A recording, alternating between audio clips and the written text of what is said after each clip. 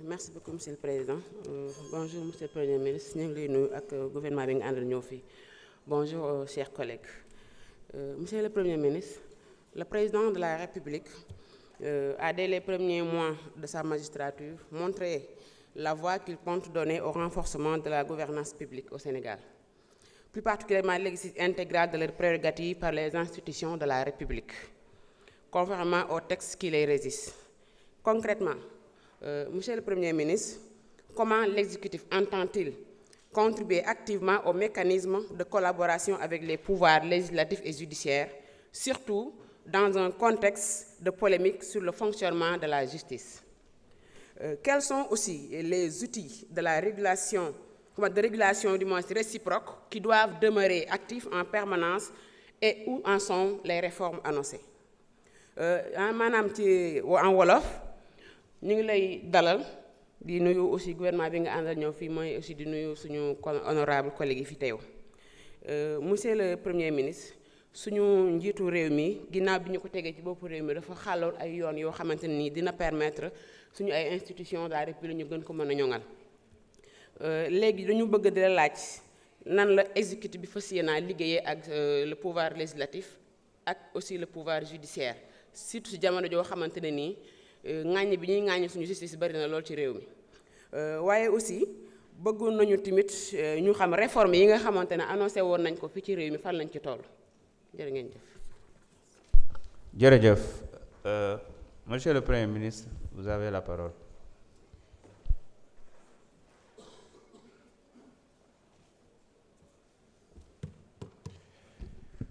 Jërëjëf madame honorable députée Saï Cissé. Laaj bi nga wax dafa jëm ci li ñu tuddee les pouvoirs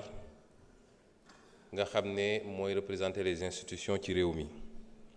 ñu fàttali ni Sénégal bi mu jotee indépendance am ba léegi dafa taxaw ci nu ñuy fexe ba jëmmal ay pouvoir benn bu ne ñu jox ko doole li ci gën a fës muy li ñuy wax pouvoir exécutif nga xam ne moom la Sénégalais yi gën a xam ci nguur gi, pouvoir législatif bi nga xam ne mooy fi ñu teew tey di assemblée, ak pouvoir judiciaire bu nekk am lu ko mandargal nag donte du léppam. boo jëlee pouvoir exécutif dañuy wax ki ko mandargal dëgg mooy président de la République mu ànd ci ak gouvernement bu premier ministre jiite. boo ñëwee ci pouvoir législatif président assemblée nationale la bureau bi ak l'ensemble des députés. boo demee nag ci pouvoir judiciaire di nga fa fekk lu mel ni conseil constitutionnel,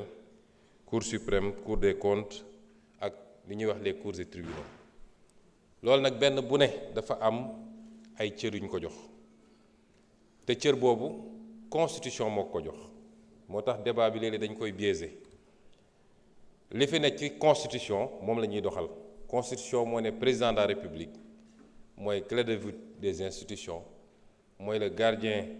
des institutions, moom mooy assurer le bon fonctionnement de ces institutions, mooy le chef suprême des armées, mooy doxal la diplomatie, etc. etc. moom mooy définir la politique de la nation. moom moo ne premier ministre am moom mooy doxal la politique de la nation, di chef de l'administration jiite gouvernement bi. moom moo wax ni justice mooy atte ci turu Sénégalais yi. moom moo wax ni assemblée nationale mooy voter les lois, waaye assemblée nationale it mooy contrôler l'action du gouvernement. loolu dafa leer nañ. kon defe naa polémique mënul am ci loolu. pouvoir kenn ku nekk ci ñoom premier ministre président de la République moo koy fal moo koy nommé waaye du ko jox pouvoir am. pouvoir am constitution la jóge. le premier ministre tient ses pouvoirs de la constitution et non pas de la volonté du président. c'est sa nomination qui ressort de la volonté du président. moo tax nit ñi suñuy wax dañuy tasaare mais premier ministre li muy liggéey est-ce que dëppoo nag li constitution wax ni lii mooy ay pouvoir am loolu moo jara xool. noonu lañ koy xoolee ci justice xool ko ci assemblée nationale bi. léegi nag ni constitution génnee pouvoir yooyu la créer nag les mécanismes de collaboration entre ces institutions, notamment li ñuy def nii benn la ci forme collaboration. est-ce que doy na mat na wala dañ ko war a mottali loolu ñëpp dëppoo nañ ni les institutions ne sont pas dressées pour le sommeil comme on dit. ces institutions évoluent au gré du temps et de l'évolution des sociétés ba tax ñu jàpp ni institution yi war na évoluer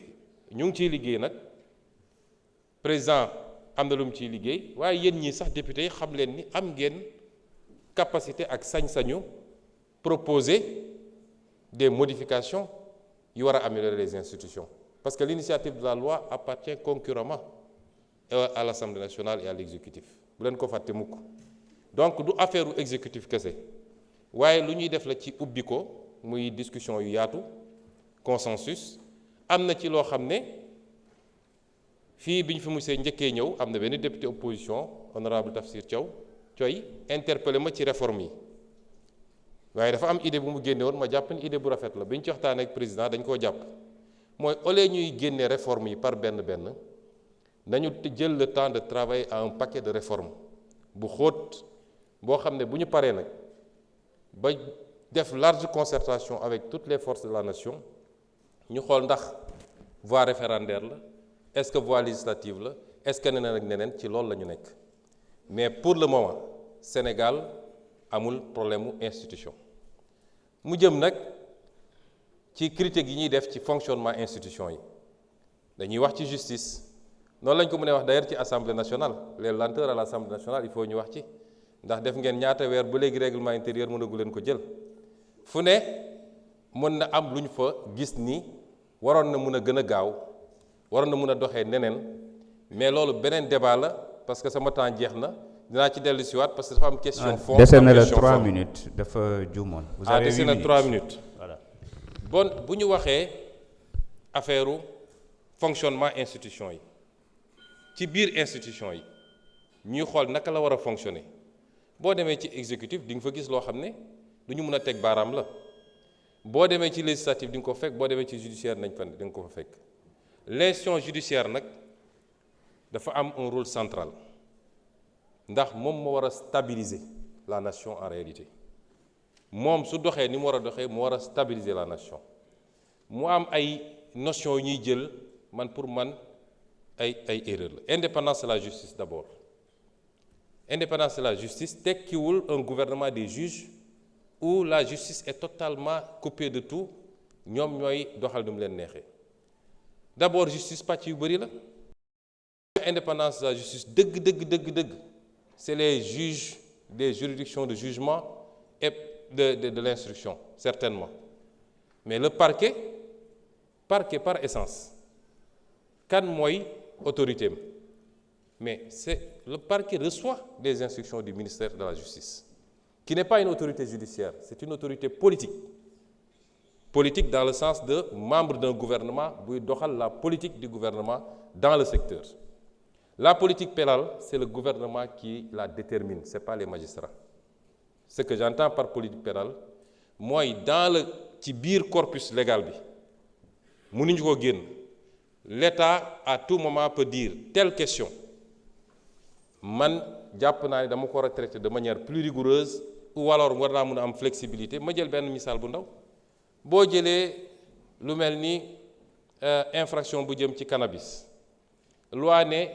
c'est 10 dama joxe exemple rek de su loi ne masalan 10 ans maximum 6 mois minimum selon le moment l'État peut décider que la politique pénale ci instant bi c'est un traitement beaucoup plus doux donc on ne le voit pas au-delà de 2 ans en tout cas ci rek li procureur di requérir wala État ne damay durcir parce que situation bi laaj na ko ça c'est la politique pénale ça relève de l'État warul génn ci cadre lu loi permettre mais État moo koy def la loi dit que le gouvernement chaque ministre a le droit et même l'obligation de saisir la justice sur découvrir une infraction et même d'instruire la justice c'est pour des raisons de rationalité que le gouvernement bi yëpp dajale ko teg ko ci loxo ministre de la justice kon foofu am na un lien ombilical parce que l'ordre public relève de la responsabilité de l'exécutif dans un pays maintenant les juridictions du jugement ñoom dañoo am seen indépendance ñu teg ko ci ñaar yu am solo bu ci njëkk mooy le principe de l'inamovibilité mooy juge bi mënoo parce que neexuma ma ne dama ko fiy jëlee ñaareel bi mooy leur soumission obligatoire à la loi ils ne servent que la loi ils ne reçoivent pas d'instruction seen intime conviction la ñuy juger C'est comme ça que fonctionne la justice. Merci beaucoup. Jërëjëf. Honorable député.